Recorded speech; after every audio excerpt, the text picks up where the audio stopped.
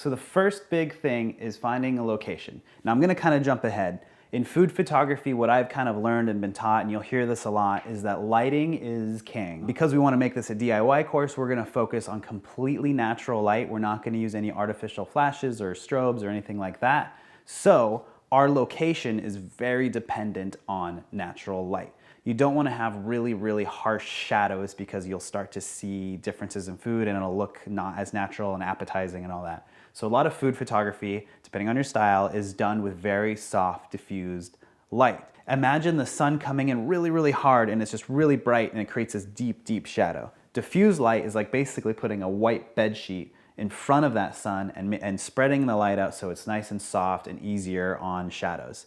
That being said, shooting inside is much easier than shooting outside where there's this harsh sun.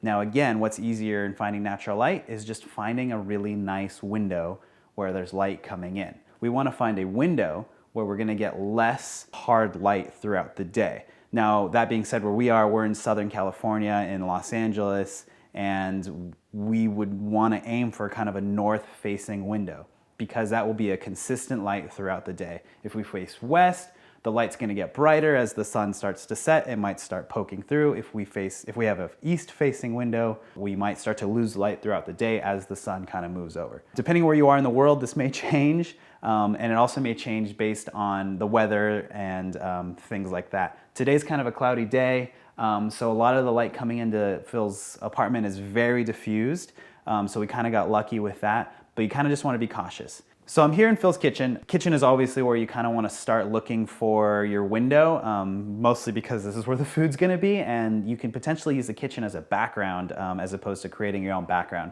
which might look nice later. So let's take a look. There's really only one big set of windows right here. They've got blinds in them. The sink is right here, which is kind of a bummer. I think if the sink weren't here, this might be a really nice spot to shoot. These don't open, it looks like, because this is here. I also know that that's east.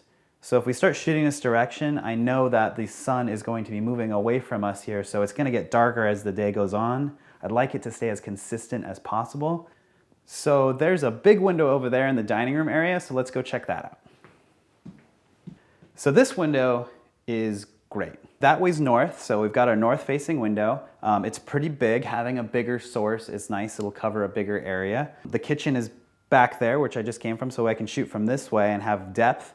Or if I wanted to, I can shoot from this way and create a background. Cloudy outside, we're in Southern California. Often it's not that cloudy, but we got some nice diffused light. If I wanted to diffuse this more, I can hang up a sheet.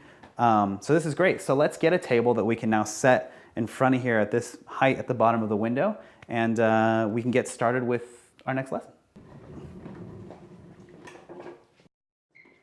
Oh, that's nice.